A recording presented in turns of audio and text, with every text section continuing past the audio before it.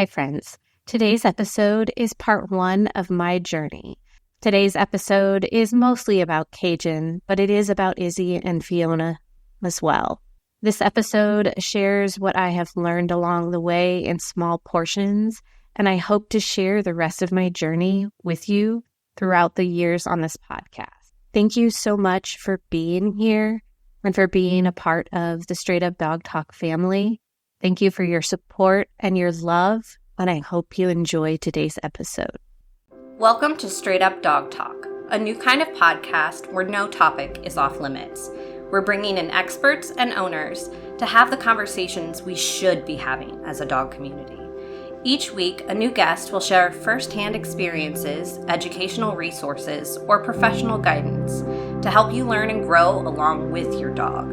You won't get one perspective here, you'll get them all, because every dog is different and every owner is too. You can follow along on Instagram, TikTok, and Facebook at Straight Up Dog Talk, or by visiting www.straightupdogtalk.com. Tune in from any of your favorite podcast platforms. Welcome to Straight Up Dog Talk. I'm Em, and we're back again with Josh. Hello. And this week, we're finally going to start sharing my story. We're going to kind of let Josh take over as main host tonight and guide me through this episode, since I have about 30 years of working with animals, and this will probably be definitely more than just one episode, but I figured that since this is falling on a special date, that this was a great day for me to release this episode.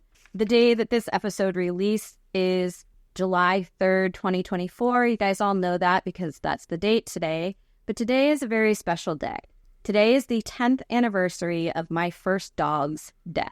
So I've got some notes here. We've talked about this before, obviously, in our friendship. But how old were you when your first dog passed? My first dog was Vince. I was 16 years old, and he was, one of our family dogs. He was probably the first dog that I really formed an attachment to, really remember. We got Vince when I was 6 years old, and he was named Vincent after Vincent van Gogh. He was born out of a litter of golden retrievers. My parents' friends used to breed golden retrievers, and they were AKC standard retrievers. And the reason that we got Vince was because he was the runt of the litter, and his mom licked him and licked him and licked him and licked him so much that his ear became brittle and she bit it off. So he had this wonky ear that didn't have a flap that just stood up kind of funny. And my dad thought that it would be, hilarious to name him after Vincent van Gogh. And so that was my first dog. And he was a fantastic dog. He's a golden retriever. So dumb as a box of rocks. He was, but he was also awesome. He let us put clothes on him. He was supposed to be my dad's dog, but he slept with me. He did everything with me. And unfortunately, when it ended, he was only 10 years old, and I was 16, and my parents made the decision to put him down because he had early onset dementia, and he was tearing up the duct that goes from the dryer to the wall, that metal hose. He was ripping it up and ripping his face open, and he was, wandering around, and his quality of life was definitely going down. But my parents decided to call me and tell me at school that they were putting him down and not let me go, which I didn't realize until later in my life how much that was a huge effect on me. But it did kind of derail me because at that point, I was a sophomore in high school. I was going to be a veterinarian. I had plans, to go to Iowa and get my degree in animal science and then move on to veterinary school. And that is not what happened. I did not deal with his death very well. And I didn't know if I would ever get a dog again because of that. So you're 2 years younger than me? Yeah, I graduated in 99, and so I just aged myself for everyone. But this would have been 97. Yeah. Okay. The year I graduated. So we're going to go from 97. You stop. What did you end up going to college for? I was an English and psychology major. Hey, listen. English majors work in supply chain. But I did go back to college eventually for Right. animal science. I just wasn't able to finish my degree, but we'll get into that. Right. But how long was it until you had another experience with another dog?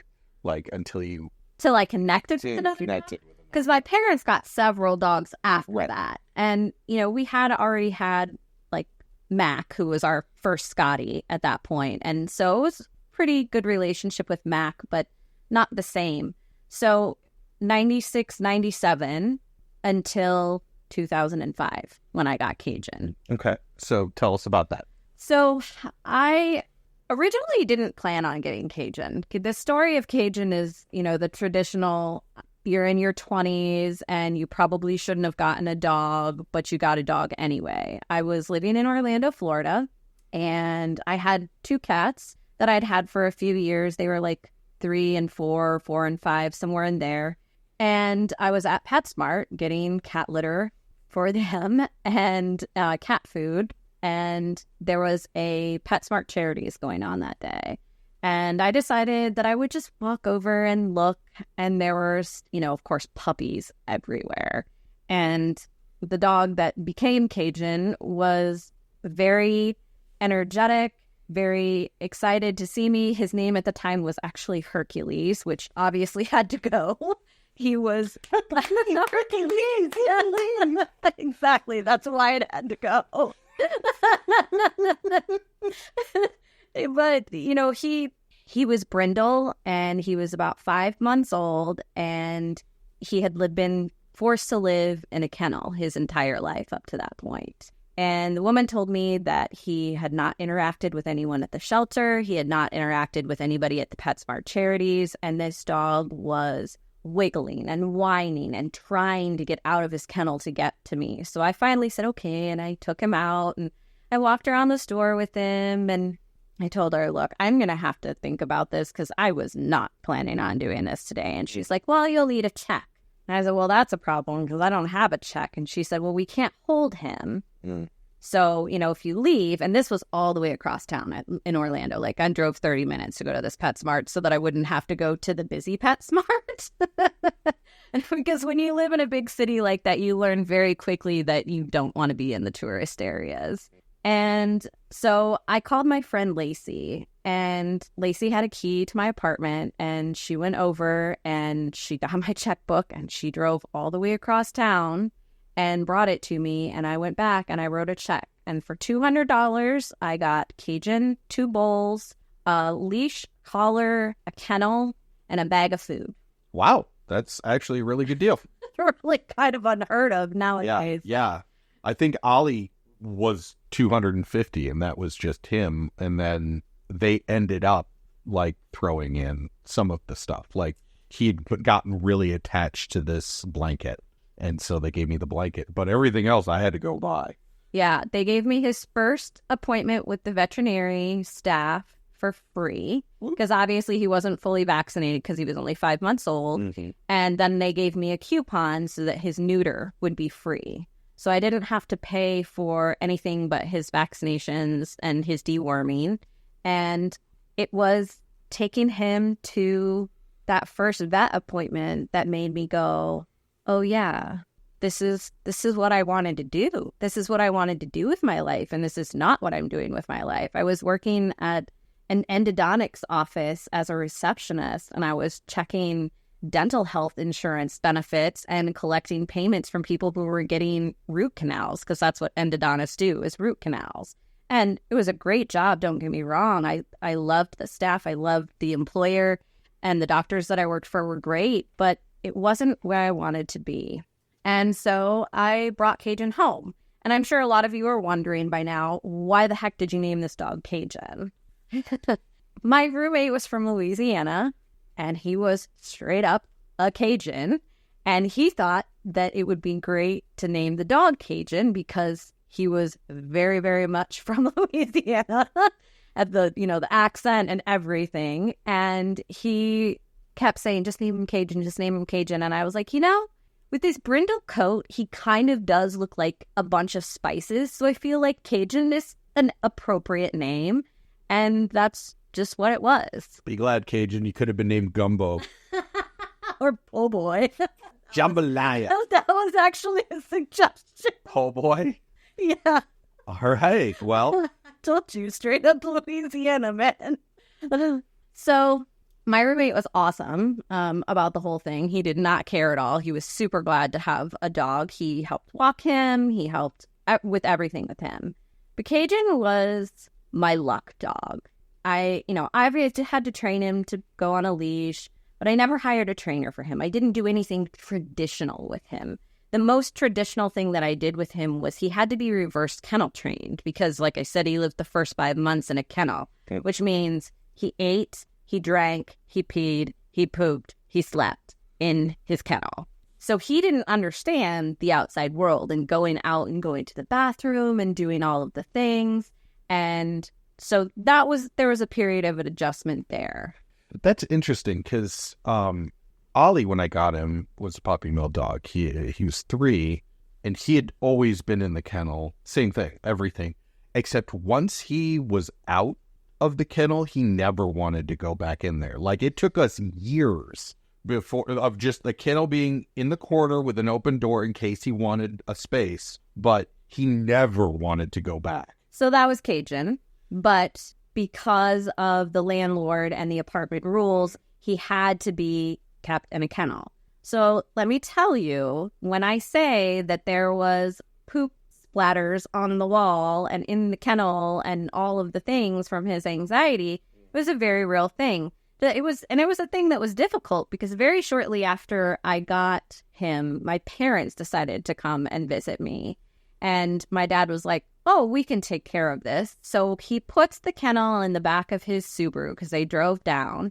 And we go to one of those car washes and he just power washes the whole kennel off and we, shake it off and we put it back in the back of his car. And my dad's like, well, while we're here, let's go ahead and take the car through the car wash. And I never, ever again was able to take Cajun through a car wash.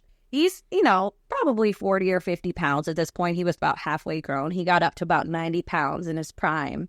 Jumped out of the back seat between my dad's legs into the where the pedals and underneath the steering wheel and was down there shaking because he was absolutely terrified of what was happening. And my dad was just like, oh my God, what's happening? Like this dog just completely just dove down here. And so we had to wait for the car wash to be over and then get out of the car and get Cajun out and move everything all around so that we could get situated and leave again. That's something that I'll never forget. So Cajun was bad at 2 things: car washes and bath.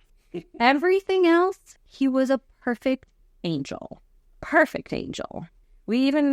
I took him to the beach like so many times. We would go to Daytona because Daytona lets you have a dog on a leash with their rabies vaccination. And Daytona also used to let you at that point in time, drive your car onto the beach. So we would just back my SUV up onto the beach and we'd have a fire, we'd have Cajun. But he was so small at that point that I had one of those I remember it was navy blue and it had stars. And it was one of those cinch backpacks. Mm-hmm. With the drawstrings, and I would just put Cajun inside of it and then carry him around with him on my back, and he would go everywhere with me. And our little theme song was Soak Up the Sun, and we would listen to that and go to the beach, and then we would play on the beach, and he loved it. He loved the beach, which is so funny because he hated baths, but he loved the beach. And everything that I did, everywhere that I went, he always went. And sometimes he was on a leash and sometimes he wasn't on a leash. It just depended on the situation. He loved everyone and he loved every dog and he loved kids and he just loved life. I think that, he was one of those dogs that realized that he was in a much better situation. And, somebody at one point, it was my ex-husband, had me put a shock collar on him because he was barking and we didn't need him to be barking when the neighbors were out. And I used that shock collar on him one time, and I remember him bucking like a horse And then from that point on, I never put the shock collar on him again because I felt so bad. But anytime I picked up a remote, it didn't matter if it was the TV remote or the Apple TV remote or the Xbox controller, he would sit down because he thought that that was, you know, the thing for that. That right there shows you how much I've evolved as an owner, because I won't probably ever use a shock collar or an e-collar again. But we are where we are now. So according to the timeline that I have, you only lived in Florida with him for a month. Well, actually, it was a little bit longer than a month. But yeah, so in the middle of all of me getting a dog, I was also, you know, like talking to my now ex-husband about, you know, us like finally getting together and living in the same state because he lived in Texas. So I got Cajun, and then like 6 weeks later, he got neutered. And then I moved to Texas, and I legitimately just packed up everything in my SUV, my 2 cats, my dog, and all of the stuff that I could fit. And I drove to Texas, which, you know, I can tell you, having a big dog and being a female traveling with a big dog like that, stopping at some of the gas stations and things that I did, I even got a nail in my tire and got a flat tire and had like people help me, and everybody was very wary of him and like, oh, your dog is scary. But I mean, he was a big dog, and if you knew him, you would know that he was the biggest baby and he wasn't going to hurt you or bite you or growl at you even. But people saw him and they went, oh, that's a big dog. And so we traveled by ourselves, and we got to Texas, and we started a life there. Cajun lived in 3 states with me. He literally was with me for 10 years, and he went through everything with me. And so we get to Texas, and you know, now he's in a new environment, and now he has a swimming pool, which he loved. Again, Still hates baths, but loves the swimming pool. Now, the swimming pool had like this little, it was like a step down. You'd step down, and there was this huge landing that had a fountain.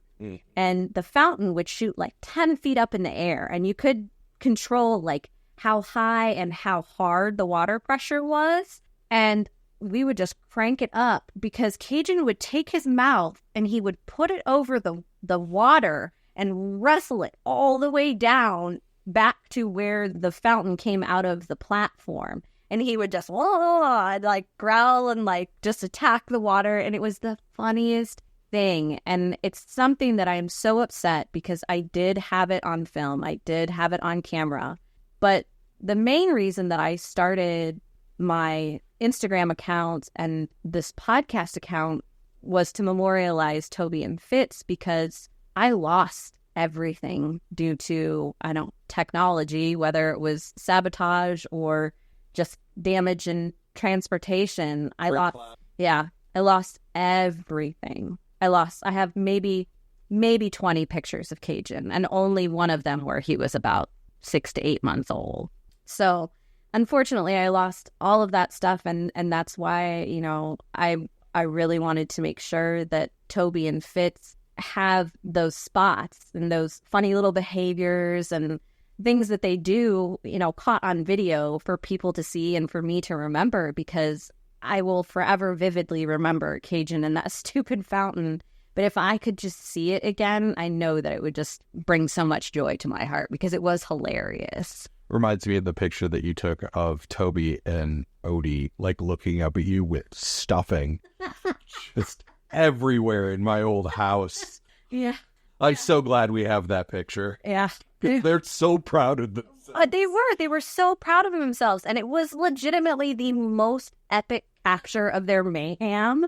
Like, that picture, you could look at it and you'd be like, this is Odie and Toby, and you would know everything you needed to know from that picture. Yep, absolutely. It was so great. So you get to Texas, Cats and Cajun in tow. Yeah. What did having a dog again mean to you? That dog was everything to me.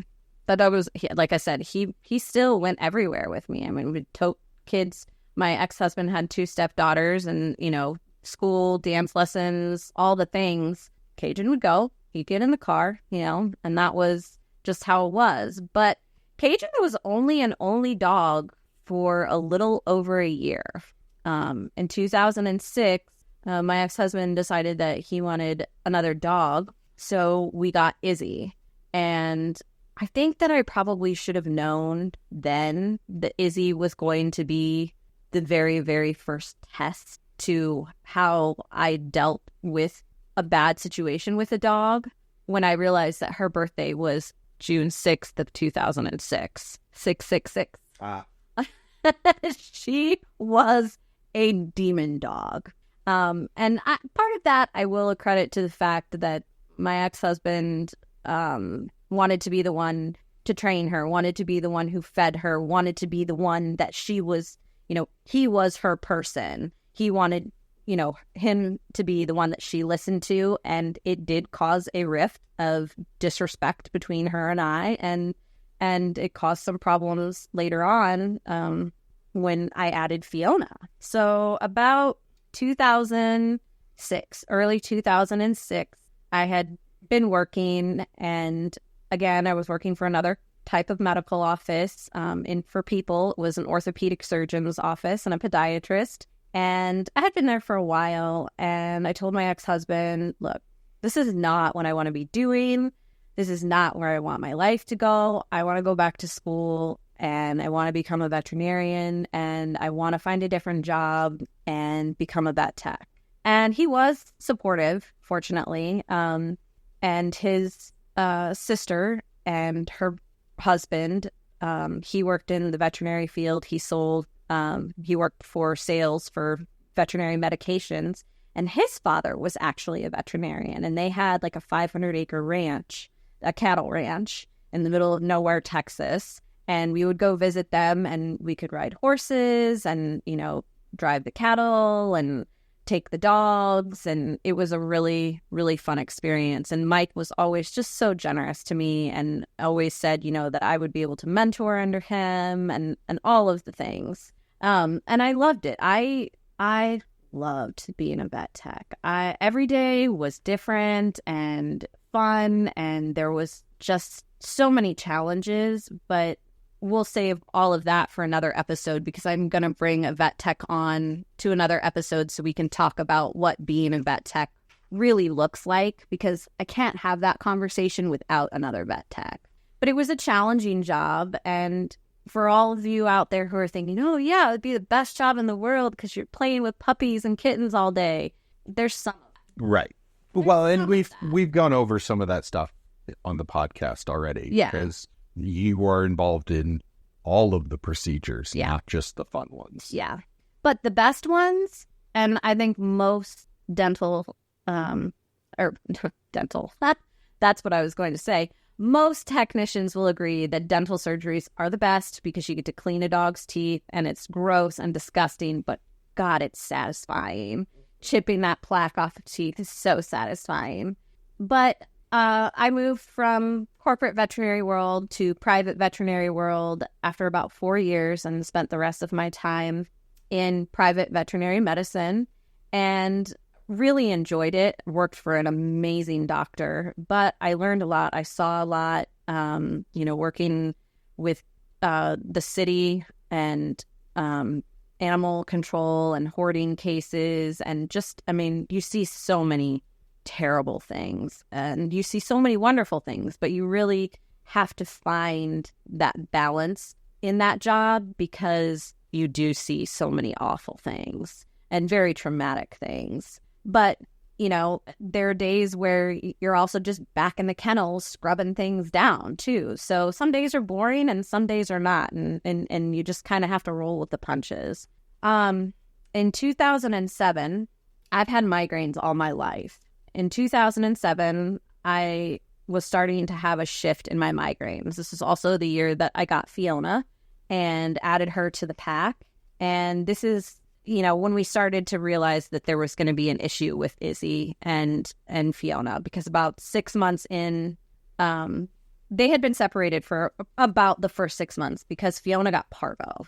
And if you don't keep your dogs separated when they have parvo, then now all the dogs are at risk of getting parvo, and you have to bleach everything and sterilize and change your clothes. And it's just an awful thing to go through. And if you can avoid your dog getting parvo, I absolutely recommend it. That was something that they dubbed me in my first clinic, was the parvo queen, because I had a 90% turnaround rate on parvo dogs, which is really, really more about the owners bringing their dogs in the right amount of time than it is about me doing what was actually needed for the dogs. I mean, it's a little bit of both. But so we brought Fiona in. She had been surrendered by someone at my clinic. They had found her in a trash can, and they had said, if you don't take her, we're going to take her home and shoot her. And I said, not happening. Give the dog to me. My ex-husband was not pleased with me, but, he didn't make me give her up either. Now, I have Cajun, who's 90 pounds. I have Izzy, who's a good solid 100-pound German Shepherd, all black with tan feet, German Shepherd. And then I have this puppy, Fiona, who was probably 4 weeks old, should not have been away from the mother at this point. And then she gets parvo, and so she had to be really coddled and really, really taken care of and kept separate from the other dogs. And so we finally introduced them. Izzy immediately was picking on her and pushing her around, but Cajun really stood up for her and took care of her, and they became best friends. Eventually, Fiona grew into be what my best guess was a German Shepherd Lab Mastiff mix that was 120 pounds. She was my biggest dog ever. She was giant, and she was a big old sweet softy baby. And so on we went. And at this point now, I have, started going to the doctors more frequently because obviously something's wrong. They're telling me, these migraines are not normal. I've known this because I've had migraines since I was 11. And we go through all of this testing and all of this testing and all of this testing. And finally, in August of 2009, I resigned from my position as a vet tech because they told me that I was going to have a brain and spinal surgery procedure done in December of 2009. In this procedure, they removed the back of my skull and the rungs on C1 and C2 in my spinal cord because I have what is called a Chiari malformation, and it herniated. And basically what that means is the brainstem at the base of my skull ruptured. And to remove pressure, they had to remove the back of my skull and the rungs on C1 and C2, and they told me that if I didn't do it, the swelling wouldn't go down and it could potentially sever and kill me. So I had the surgery done, and on top of already feeling like I had lost pretty much everything because I had to give up my career, I had to give up veterinary medicine school, I had to, give up, a lot of my life. Very shortly after that, they say, 3-year recovery period. It's going to take you 3 years to get back on your feet, get back to normal, do all of the things. Halfway through that, in October of 2012, my ex-husband told me, why don't you go home, visit your family, get a second opinion at the University of Iowa, spend some time there. And while I was gone, about a month later, waiting to get into the department, the neurosurgery department at the University of Iowa, I got served divorce papers on my birthday. And in January of 2013, I drove back to Texas, and I got Cajun and Fiona. Now, I'm sure by this point, when this episode comes out, you guys will have already heard me tell the story of Izzy and Fiona with Lana. And in reference, I believe that's episode 27. So I'm not going to go too into detail about that whole thing again. But the infighting with Izzy and Fiona escalated, and Izzy almost killed Fiona, and I had to put her down. And that was March of 2010, just 3 months after I had had brain surgery, and my ex-husband was out of town, and I was home alone with his 2 daughters. And I let Fiona recover. I And in hindsight, that was a mistake. And I'm going to tell you guys that story now. I moved back to Iowa, and I knew that Fiona was scared of other dogs. Regardless of her massive size, she was scared of other dogs. And my parents had 4 small dogs at the time, and one of them was a very opinionated 20-pound dachshund named Spike. And I had told my mom, when my dogs are outside, I had to live with my parents for a month before I could get into the house that I was renting. I said, don't let your dogs out when my dogs are out, because, Fiona doesn't do well with other dogs since what happened with Izzy, and it was fine for a little while. And then one day my mom just said, it's fine. And she opened the door and Spike charged Fiona, and you guys can guess how well that went. And unfortunately, 2 dogs died the next day. So now we're at, 3 traumatic losses of dogs, one being a childhood dog, and now 2 traumatic losses of my own personal dogs. And in the meantime, after I had put Izzy down, our neighbors decided to give us another dog, which was a Chihuahua that my ex-husband kept. So now I've also lost the Chihuahua because I didn't get to bring the Chihuahua with me when I moved back to Iowa. And so in January of 2013, it's just me and Cajun again. And we moved into our new house, and he was king of the castle. But at this point, Cajun's aging. He's starting to have hip problems. We come to find out that he has some kind of degenerative joint disease in his hip. He's starting to not be able to walk. He's starting to have issues getting up and down on the couch, on the bed, in and out of things. And he's happy. He's still in good spirits, but he's just not mobile. He's not the same Cajun. He's still playing the game, where we throw the blanket over the top of him and he and wrestles his way out of it. He was a big wiggle worm, and he had never bitten anybody, and he had never done anything wrong in his entire life. And he had, kids climbing on him, and he had other dogs fighting around him. And he was always just, the good old boy, and he was always just there. And seeing him decline, I thought, maybe it's just because he's not used to not having a companion. So in November of 2013, I adopted Toby, November 5th of 2013. And had I not done that, I don't know that I would have gotten another dog for some time, because Cajun, I lost Cajun on July 3rd of 2014. That was another traumatic death, unfortunately.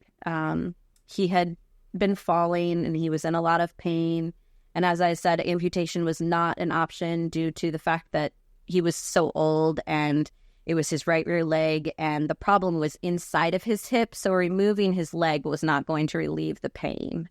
And I had a friend over who had a young child, and I had told her to, let's stay away from the dog. If we're going to sit on the couch with the dog, we have to be nice. We can't be jumping. We can't be crazy. But this is, an 8 or 9-year-old child, and she didn't listen, and she jumped on top of Cajun, and Cajun turned around and he nipped her in that little space right on the top of your lips, right underneath your nose. I don't know what that little dip right here is called, but it's that little dip at the top of your lips, right underneath your nose. And Iowa has bad laws when it comes to dog bites. And he would have been put into a 7 to 14-day hold quarantine.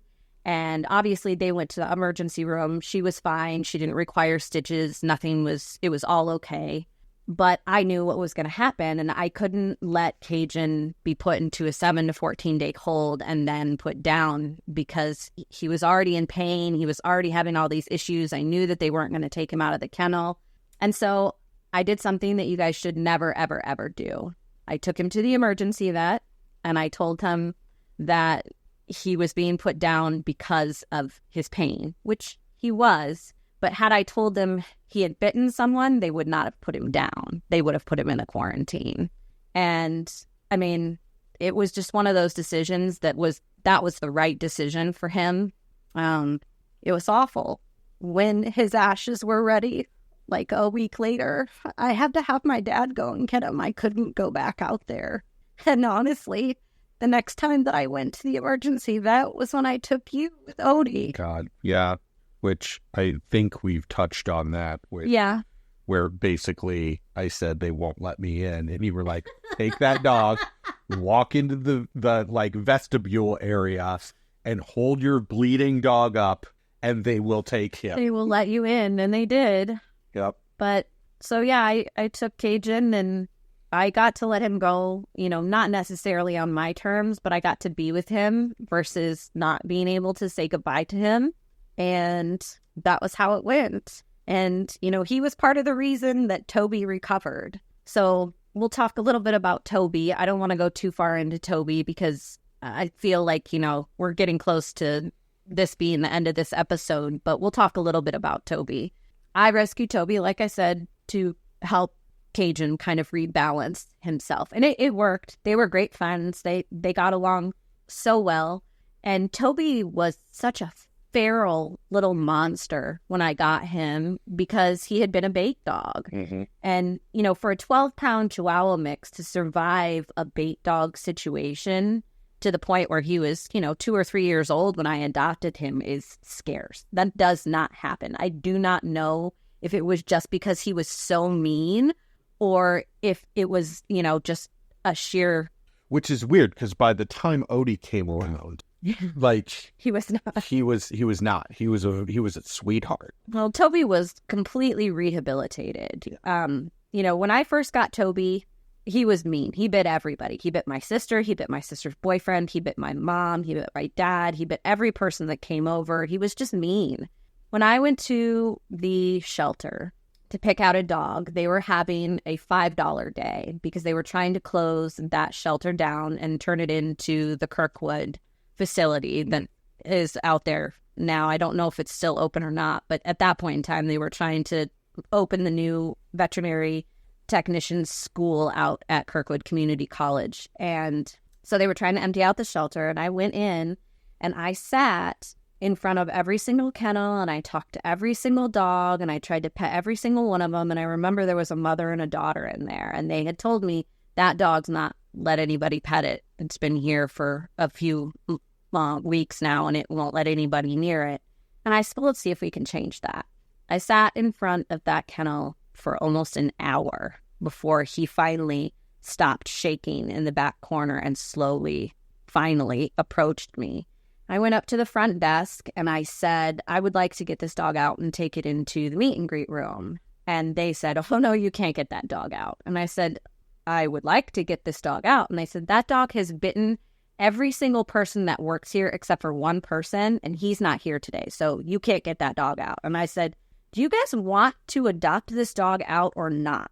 They made me sign every single paper except for the final signature on the adoption forms to take him into that room. And then they stood outside of that room, watched Toby climb into my lap and fall asleep, and then they hit the little intercom button and they said, so you're taking him, right? They're like, we won't even charge you. You can have no $5 fee. I wrote them a $30 check. I was so angry. But Toby was a lot of work. And Cajun was so, you would think that he would be reactive to dogs coming from the situation that he was. Especially a large dog like Cajun. Yeah. But I have this picture of them, and it's probably going to be the cover of this episode, where Cajun is sitting and he's got his back to me on the couch, and Toby is off to the left and he's kissing Cajun on the cheek. And that is my absolute favorite picture because that was maybe 2 weeks into the whole situation, and you can see how emaciated and how terrible, and like the coat color, like so yellow on Toby. Now it's vibrant white, but now it's old man white. Yeah, now it's old man white, but just the difference in those couple of weeks was incredible. And now, like you said, Toby loves everyone. He is the first person to greet everybody that walks in the door. He's got kisses for everybody. And he's 13 years old. Yeah. Like, he still has the energy of a puppy chihuahua. Only when people come over. The rest of the time, he's a potato. He would much rather sleep than do anything else, unless there's food involved. Me too, Toby. Me too. Unless there's food involved. Same. So, that was, if I hadn't had Toby to get me through that with Cajun, I don't know what I would have done. It would have been a lot harder. And I mean, obviously, I got choked up there. 10 years later, it's still really hard to talk about Cajun because I felt so guilty about that situation for so long. But again, it was just one of those things that was completely out of my control, and I couldn't have done anything different. I mean, it wasn't my fault. I can't control a child, or let alone someone else's child's actions. Yeah. And it really sucked because he was my best friend. I mean, he lived in 3 different states with me. He went through brain surgery. He went through divorce, and he went through, the beginning stages of me like figuring out who I was. And that's why this podcast is so important, because it took me so long to come back from all of that, from losing legitimately everything, to realizing that there is still a way to be active in this community and to help people understand that bad things happen, but you can always try to do your best and do better and fix the mistakes that you've made with your dog to make their lives better, to make your lives better. Even if it's just as simple as changing their food, or the crate training that you have gone through, or the leash training that you have gone through. Like, there are always things that you can do to make your dog's life more enjoyable. And looking back, are there things that I would have done differently? Absolutely. Absolutely.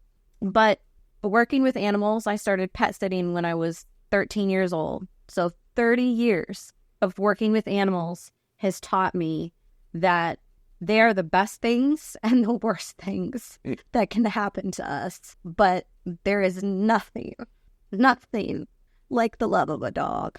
Well, I think with that note, we'll wrap it up. I get to do this part now. So thank you, everybody. And we'll see you next week on Straight Up Dog Talk.